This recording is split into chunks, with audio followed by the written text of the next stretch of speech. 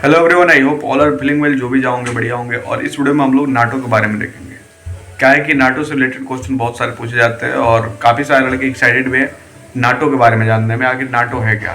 तो आइए यहाँ पे देखते हैं नाटो आखिर है क्या, इसकी विशेषता क्या है। दैनिक जीवन में सुरक्षा हमारी भलाई की कुंजी। नाटो का उद्देश्य राजनीतिक और सैन्य माध्यमों से अपने सदस्यों की स्वतंत्रता और सुरक्षा की गारंटी देना है।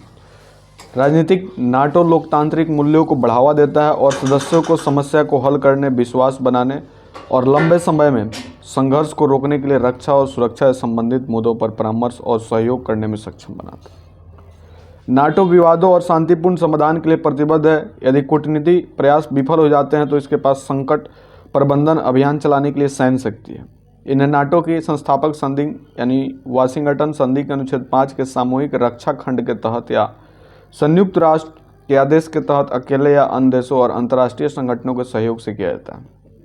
हर दिन सदस्य देश सभी स्तर पर विभिन्न क्षेत्रों में सुरक्षा मुद्दे पर परामर्श करते हैं और निर्णय लेते हैं। नाटो निर्णय सभी 31 देशों की सामूहिक इच्छा की अभिव्यक्ति है, क्योंकि सभी निर्णय सर्वसम्मति के लिए जाते हैं। सैकड़ों अधिकारी, साथ ही नागरिक और सैन्य विशेषज्ञ, राष्ट्रीय प्रतिनिधित्व मंडल और नाटो मुख्यालय कर्मचारियों के सहयोग से सूचनाओं का आदान प्रदान, विचार साझा करने और ज़रूरत पड़ने पर निर्णय तैयार करने में मदद करने के लिए हर दिन नाटो मुख्यालय आते हैं। नाटो प्रतिनिधित्व मंडल की बात करें तो ब्रुसेल्स में नाटो के राजनीतिक मुख्यालय में प्रत्येक सदस्य देश का एक अस्थायी प्रतिनिधित्व मंडल होता है।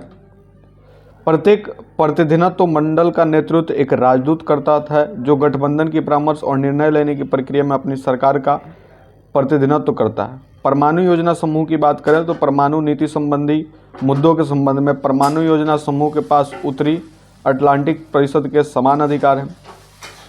नॉर्थ अटलांटिक काउंसिल नाटो में प्रमुख राजनीतिक निर्णय लेने वाली संस्था है। प्रत्येक सदस्य देश के पास एनएससी में एक सीट होती है। इसकी बैठक सप्ताह में कम से कम एक बार या जब आवश्यकता हो विभिन्न स्तरों पर होती है। इसकी अध्यक्षता महासचिव द्वारा की जाती है, जो सदस्यों को प्रमुख मुद्दों पर सहमति तक पहुंचने में मदद करता है।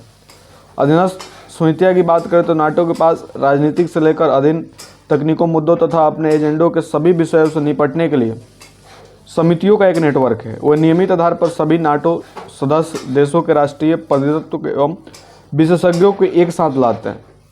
नाटो की जो एजेंसियां है, नाटो एजेंसियां और संगठन सामूहिक रूप से क्षमताओं की खरीद और उन्हें बनाए रखने में महत्वपूर्ण भूमिका निभाते हैं।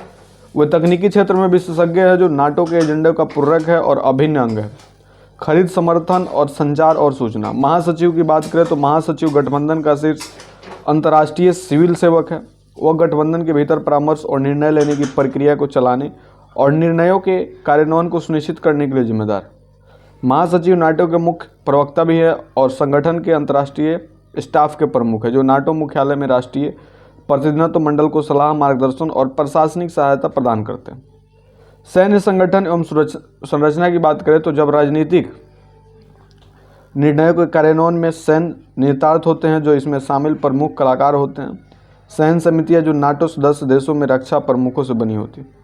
अंतर्राष्ट्रीय सैन्य स्टाफ, सैन्य समिति के कार्यकारिणी निकाय और सैन्य कमान संरचना मित्र देशों की कमान संचालन और संबद्ध कमान परिवर्तन से बनी है। नाटो के पास अपनी अस्थायी सेनाएं बहुत कम है। जब उत्तरी अटलांटिक परिषद एक ऑपरेशन शुरू करने के लिए सहमत होती तो सदस्य स्वैच्छिक आधार पर सैन्य बलों का योगदान करते और मिशन पूरा होने के बाद ये सेनाएं अपने देश लौट जाते हैं। नाटो से रिलेटेड इन्फॉर्मेशन आपको कैसी लगी कमेंट करके बताएंगे। जल्दी मिलते हैं आपसे नेक्स्ट वीडियो में, तब तक के लिए बाय बाय।